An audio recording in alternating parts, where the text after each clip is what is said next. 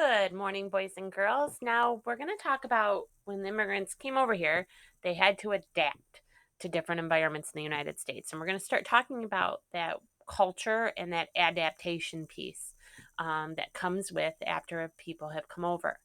So I'm going to switch to present mode for you. And today we're going to talk about adapting to different environments.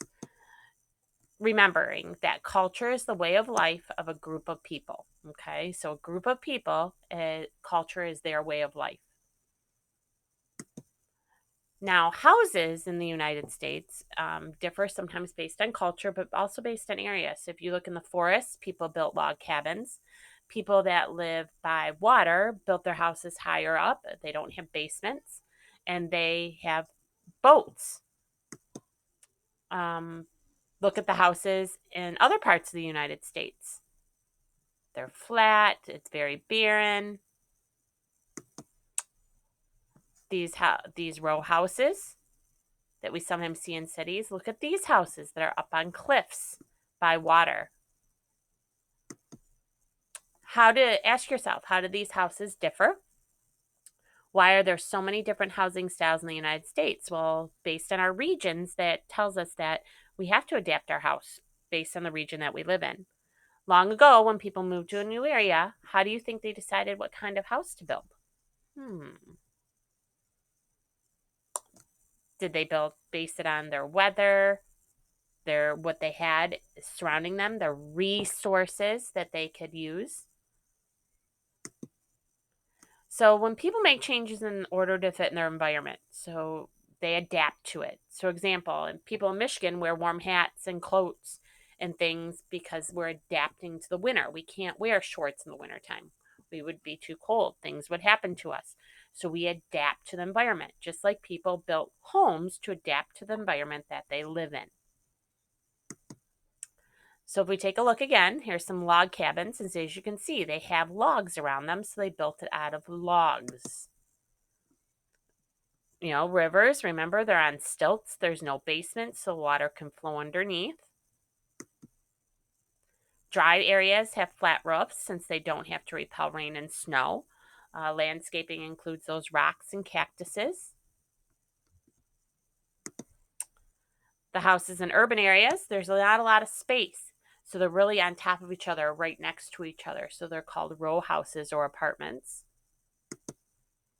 Houses along the coastline have lots of windows and decks so you can see everything.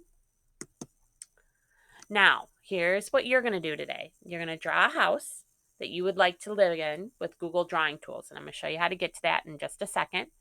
Then I'd love for you to share them with me at costrand@gbcs.org.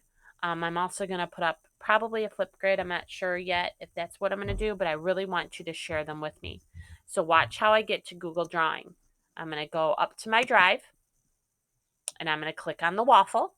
See how I'm clicking on the waffle on the right-hand side, the apps. I'm going to go to Drive. Okay, then I'm going to click New, where it says New right here. So I'm going to click New. And then I'm going to click More. And then I'm going to click Google Drawings. I'm going to click that. And this is where I can draw my home. And I'm going to title my drawing, My Home, since it loads up here. So I'm going to title my drawing, My Home. And then I'm going to use the drawing tools that I have to make my house. So I might draw a line. You guys are going to be much better at this than I am. I can draw another line. There are a lot of YouTube videos on here to tell you how to do this and how to do it right. I'm not perfect at it, as you can see, but I'm trying. So you're going to draw your house, and then up here on the right-hand side where it says share, you're going to type in my email address, and you're going to share it to me. So I'm looking forward to seeing what all your houses look like. Remember, you're adapting to your environment. What would your house look like, and what environment you put it in? Have a great day, boys and girls, and I'll see you tomorrow.